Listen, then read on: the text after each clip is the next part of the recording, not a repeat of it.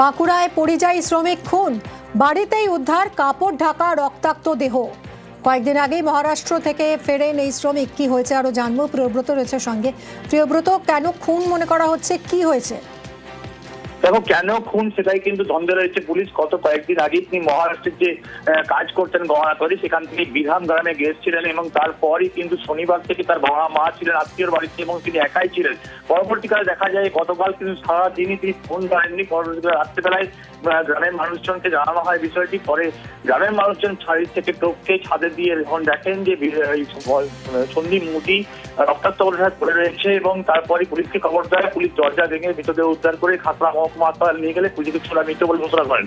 মাথার পেছনের দিকে এবং মুখের সামনের অংশে শরীরের বিভিন্ন জায়গায় ক্ষত চিহ্ন রয়েছে। কেউ বা কারা খুন করেছে এমনটাই অনুমান করছে পুলিশ। কিন্তু কেন খুন করেছে এই পরিযায়ী শ্রমিককে, যে মহারাষ্ট্রে সোনার কাজে যুক্ত ছিলেন, তিনি বাড়ি ফিরেছিলেন, তারপর কেন তাকে খুন হতে হলো, এই নিয়ে কিন্তু সন্দেহ দানা বাঁধেছে এবং পুলিশ কিন্তু তদন্ত শুরু করেছে।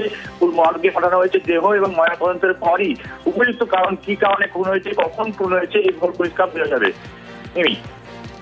ধন্যবাদ।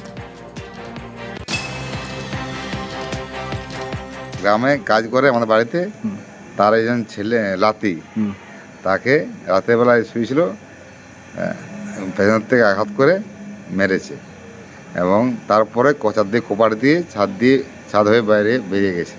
তো যখন বডিটা পড়েছিল তখন ঘরে কভার দিয়েছিল? কভার ছিল। ও দিয়ে তারপর কী করে জানলো যে এরকম পড়ে আছে? বারবার ওর বাবা ফোন করছিল, ওর বাবা দিয়ে ফোন উঠেলেন, তখন ওর ভাইকে ফোন করেছিল। ভাই দেখছে কভার দিয়ে ছাদ দিয়ে উঠে দেখছে লাশটা ঢাকা দেওয়া আছে।